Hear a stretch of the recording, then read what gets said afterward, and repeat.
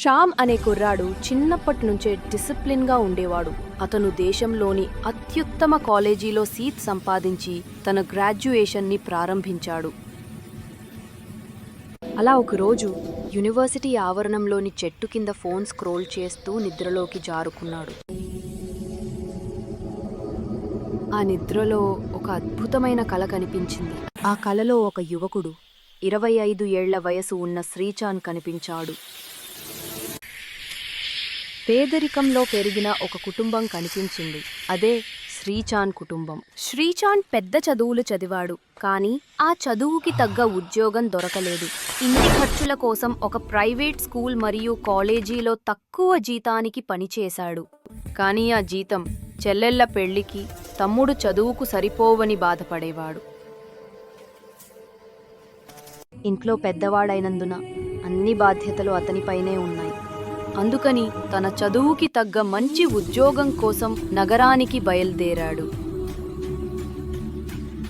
తన ఫ్రెండ్స్ ఉన్న రూమ్లో కొన్ని రోజులు ఉండి ఉద్యోగం వెతకడం మొదలుపెట్టాడు. తన రెండో చెల్లి పంపిన డబ్బులతోటే రోజులు గడిచేవి. అతను జావా ప్రోగ్రాంలను ల్యాప్టాప్లో కాదు, నోట్బుక్లో రాస్తూ ప్రాక్టీస్ చేసేవాడు. ఆ విధంగా ప్రతిరోజు తన కలల కోసం పోరాడేవాడు. ఆ విధంగా ఉద్యోగం కోసం చాలా సిటీలకు తిరిగేవాడు. చివరి ఆశతో బెంగళూరుకు వెళ్ళాడు. 49 ఇంటర్వ్యూల్లో రిజెక్ట్ అయ్యాడు. శ్రీచాంద్ బాగా విసిగిపోయాడు. ఇంకా ఉద్యోగం రాకపోతే జీవితాన్ని ముగించేయాలి అని అనుకుని చేతిలోని నిద్ర మాత్రలను చూస్తూ ఉన్నాడు. అప్పుడే ఫోన్కి ఒక మెసేజ్ వచ్చింది.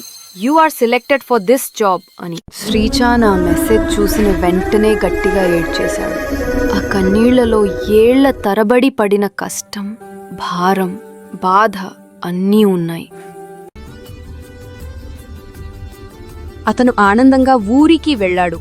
అమ్మను గట్టిగా హత్తుకుని, "అమ్మా, నాకు జాబ్ వచ్చింది, మన కష్టాలు తీరిపోతాయి" అని చెప్పాడు. కట్ చేస్తే శ్యామ్ కలలో శ్రీచాంద్ తనను పిలిచినట్టు అనిపించింది.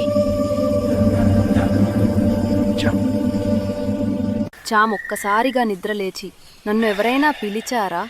అని ఆశ్చర్యంగా చూశాడు. అప్పుడు శ్యామ్, వావ్, శ్రీచాంద్ ల్యాప్టాప్ లేకుండా, స్మార్ట్ ఫోన్ లేకుండా జీవితాన్ని మార్చుకున్నాడా అని ఆలోచిస్తూ పక్కన ఉన్న చిన్న జింకను మెల్లగా పట్టుకుని, "ఇక నుండి నీ పేరు శ్రీచాంద్" అని చెప్పాడు. అప్పట్నుంచి శ్యామ బుజ్జి జింకలను శ్రీచాంద్, శ్రీచాంద్ అని పిలుస్తూ ఆహారం పెట్టేవాడు. ఫ్రెండ్స్, మీ ఇంట్లోనో మీ పరిచయంలోనో ఇలాంటి స్ట్రగుల్ చేసిన వాళ్ళు ఉంటే కామెంట్లో చెప్పండి. వాళ్ళ కోసం వీడియో చేస్తాం, ఆ కుటుంబానికి అంకితం చేస్తాం.